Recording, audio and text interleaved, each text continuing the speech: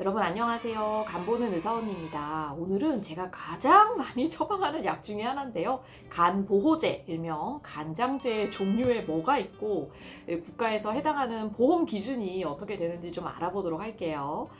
자, 우리나라에서 급여가 되는 모든 약물들은 이 심사평가원이라고 하는 데서 약물 공개를 하고 있어요. 그래서 지금 이제 화면을 보시면 건강보험 심사평가원 그 홈페이지에 약제 급여 목록표라는 게 있습니다. 여기 들어가면 이제 엑셀 파일이 주기적으로 올라오고요.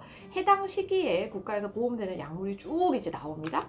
자, 그럼 그 엑셀 파일을 다운을 받아서 그 중에서 분류가 우리가 391 되는 게 보통 이제 간장제고요. 요 간장제는 지금 제가 얘기 드릴 간 보호제도 있지만 비형간염, 항바이러스 이런 것도 일단 섞여 있기는 해요.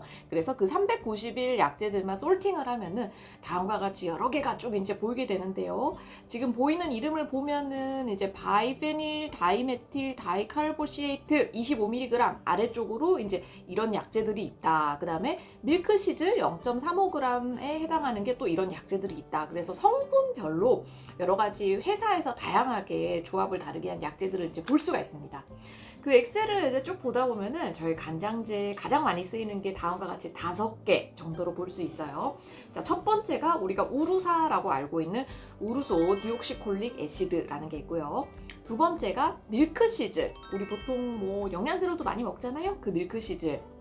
이걸 보통 실리마린 전문 성분이라고도 얘기를 하는데 그렇게 두 번째가 있고요. 세 번째는 바이페닐 다이메틸 다이칼보실레이트라고 하는 DDB라고 하는 약자가 있습니다. 이거 왜 BDD가 아니라 DDB인가요? 저 잘 모르겠어요. 보통 일반적으로 DDB라고 저희가 많이 부르고요.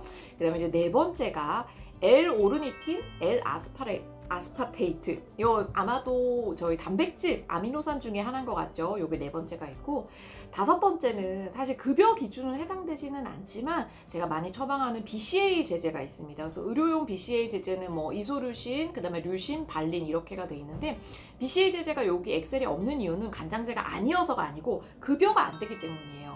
BCA 제제는 굉장히 몸에는 좋은데 아직까지는 국가의 급여가 안 돼서 이 엑셀에는 포함되어 있지 않고, 하지만 오늘 간장제 일부로선 제가 설명을 좀 드리도록 할게요. 그래서 그 엑셀을 보면 이제 그 여러 가지 아까 얘기 드렸던 5가지 성분 중에 반드시 단일 성분으로 돼 있는 건 아니고요. 지금 이제 엑셀을 보면은 뭐 DDB에 우루사 성분 이렇게 섞여 있는 그런 복합 약제들도 굉장히 많습니다. 그래서 지금 보면 DDB에 우루사 50ml 섞여 있는 약제들이 이제 이만큼 약제들이 많은 것 같고요. 병원에 이 모든 약제들이 있는 거는 아니고 이 약제 중에 이제 일부가 개별 병원이랑 계약을 해서 들어가 있다라고 생각하시면 될 것 같아요. 그리고 간장제는 이제 설명드릴 내용이 저희가 간악해지에 2022년에 실렸던 그 리뷰 논문이 있어서 저도 여기 저자로 이제 참여를 했었거든요. 요거 중심으로 설명을 좀 드리도록 할게요. 자, 그래서 이 일단 그림을 보시면은 간장제는 다음과 같이 여러 기전을 통해서 간에 이로운 간을 보호하는 작용을 합니다. 그래서 밀크시즐이라고 불렸던 게 약간 이제 실리마린인데, 우루사랑 실리마린 같은 경우에는 간 세포 안에 뭐 미토콘드리아를 이제 보호를 한다. 이제 이런 것도 있고, 뭐 우루사 같은 경우에는 저 담즙에 보면은 배출과도 또 연관이 돼 있고, 그래서 여러 가지 기전에서 뭐 작용을 하는데 이거는 사실 기초적인 내용이라 별 재미는 없으시죠? 이제 다음으로 넘어갈게요. 자, 첫 번째, 제일 많이 쓰이는 우루사랑 관련해서 보시면요. 우루사는 간장제 중에 저희 연구가 가장 많이 이루어진 약제 중에 하나입니다. 연구가 많다는 거는 그만큼 효과가 있다 보다는 임상 경험이 많다 정도로 이제 생각을 하시면 될 것 같아요. 그래서 우루사랑 관련된 연구는 뭐 B형간염, C형간염, 지방간 여러 군데에서 이제 많이 이루어졌는데, 아무래도 B형간염이랑 C형간염은 항바이러스제라는 이제 아주 강력한 치료제가 있다 보니까 조금 더 지방간 쪽에서 효과를 좀 보게 된 것 같고요. 여기 근데 지금 표를 보면 지방간에서 우루사를 쓰기는 했는데 용량이 보시면 kg당 몸무게 1kg당 13에서 15mg 내지는 23에서 28mg, 굉장히 많은 용량을 쓴 겁니다. 저희가 우루사 kg당 15ml를 쓰는 게 PBC, 원발성 담즙성 담관염 질환 때 고용량을 쓰는데 그것보다 훨씬 많은 용량을 이제 썼던 임상 시험들이 있고요. 결론적으로는 이제 간 수치 호전에 일부 이제 도움이 됐었고, 그다음에 그 중에서도 인슐린 저항성이 있는 환자들한테 조금 이제 도움이 됐다는 연구들이 좀 있었어요. 네, 다음으로는 이제 실리마린, 밀크시즈로 넘어갈게요. 실리마린은 우루사 다음으로 연구수가 많은 약재 중에 하나입니다. 네. 그리고 근데 여기 첫 번째 연구가 아마 제일 유명할 것 같은데요. 2019년에 그 발표된 연구로 보면은 하루에 실리마린 투여량이 엄청 높습니다. 1260이에요. 네. 여러분, 우리 보통 그 실리마린 처방이 한 140mg이 한 알이고, 뭐 보통 하루에 2번 아니면 3번이거든요. 그러니까 많으면 200, 아니, 보통 280, 조금 많이 먹는다 싶으면 420 정도인데, 1260이면 이제 엄청나게 실리마린을 많이 먹은 거고, 그렇게 드셨을 때 AST, ALT 간 수치도 좀 좋아졌고, 그 다음에 간의 섬유화된 것도 좀 지방간 환자에서 좋아졌다라는 연구가 있어요.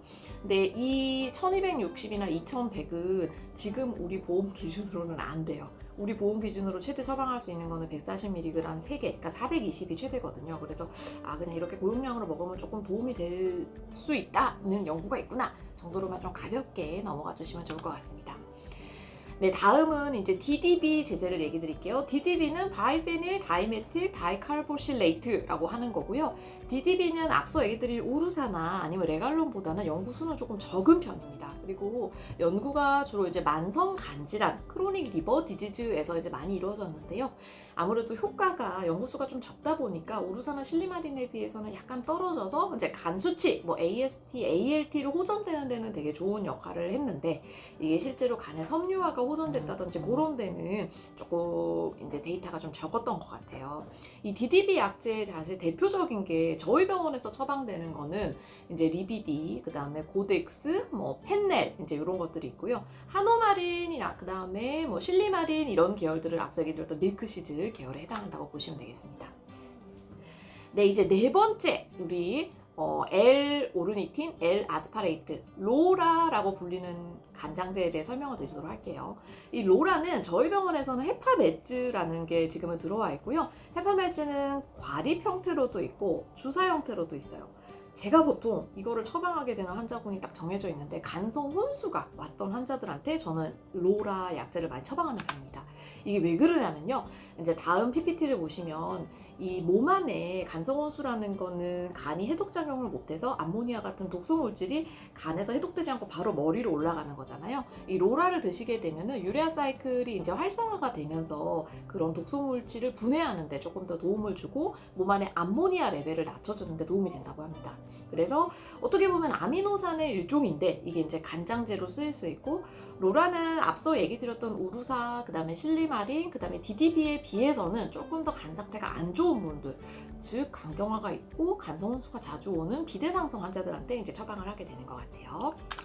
자, 이제 마지막 우리 BCA 제제를 설명을 드리겠습니다. BCA 제제 저희 병원에서 처방되는 거는 이제 리박트라는 게 있고요. BCA가 효과는 좋은데 우리나라 국가에서 급여 체계 안으로 아직 못 들어와서 모든 BCA 제제는 다 비급여 약물로 생각해 주시면 됩니다. 보통 한 포에 한 2,000원 조금 이제 안 되는 것 같아요. 그래서 이제 BCA 제제 요거 이제 기전이고요. 이 BCA 제제는 보통 인슐린 저항성을 좀 떨어뜨리고 그 다음에 알부민 합성을 늘린다. 그래서 제가 보통 BCA 제제를 드리는 환자분들은 알부민 수치가 떨어져 있거나 아니면 뭐 복수가 있거나 뭐 그런 환자분들한테 많이 게 되고, 그다음에 이게 또 몸 안에 그 간세포의 섬유화를 일으키게 되는 스텔레이트 셀이라고 하는 게 있거든요. 걔의 작용을 좀 이제 방해를 해서 간이 섬유화되는 거를 좀 억제하는 그런 부가적인 효과도 나타낼 수 있습니다. 네, 그래서 다시 정리를 하면은 우리가 크게 생각하는 그 간장제는 3가지 종류, 우루사, 그 다음에 밀크시즈, DDB 이렇게 있고, 뭐 이렇게 2개씩, 뭐 우루사, 밀크시즈, 그 다음에 우루사, DDB 이런 식으로 복합제도 좀 나오는 편이고요. 그리고 단백질, 아미노산 종류로 쓰이는 간장제는 로라, 그 다음에 BCA 이렇게 있습니다. 그래서 총 제가 5개를 설명을 드렸어요. 그럼 이거 좋은 거 같은데 저 병원 가서 간약 좀 주세요 하면 아무나 받을 수 있을까요? 네, 그렇지는 않습니다. 우리 간장제는 국가에서 급여 기준이 엄연히 존재를 하게 되는데요. 그 급여 기준을 좀 보시면요.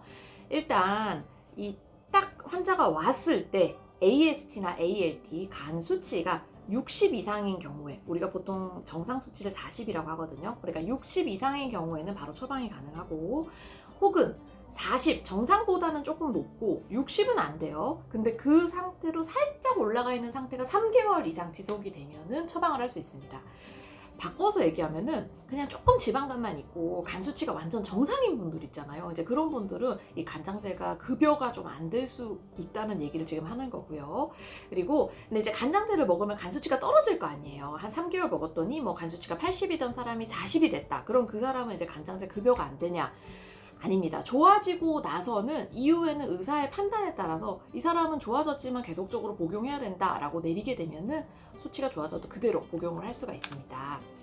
그럼 이제 간장제가 아까 3개, 나는 우루사도 먹고 밀크시슬도 먹고 디디비도 먹고 싶어. 3개 다 주세요. 이거 되냐? 아닙니다. 경구제 2종까지만 되고요. 근데 이게 2종이면은 아까 제가 복합제도 가끔 있다 그랬잖아요. 우루사에 디디비 섞인 거. 이거 벌써 2종 아니야? 아니에요. 제품의 2종인 거예요. 그러니까 약 알이 2개. 그러니까 뭐 우루사 플러스 디디비가 한 알이면 어쨌든 한 약으로 되는 거고 거기 플러스 이제 다른 약 이렇게 쓸 수 있다고요. 두 번째로 비형간염이나 C형간염 환자들은 이미 항바이러스를 드시고 있는 경우에는 항바이러스가 있는 경우에 간보제를 추가로 먹게 될 경우에 둘 중에 하나만 급여를 해준다라는 기준이 있습니다. 둘 중에는 누가 더 비쌀까요? 항바이러스제가 더 비싸기 때문에 일반적으로는 항바이러스를 급여로 하고 간장약을 이제 비급여로 하게 그렇게 환자분들한테 드리고 있어요. 네, 오늘 그래서 간장제의 종류랑 그다음에 국내 보험 기준에 대해서 좀 알아보았는데요. 약이 되게 많을 거예요. 그래서 뭐 각 병원에 뭐 어떤 약, 뭐 우루소, 뭐 우루사, 뭐 여러 가지 있을 텐데 혹시 궁금한 거 있으면은 또 댓글 남겨주시면 제가 확인해 보도록 하겠습니다. 여러분 항상 건강하세요.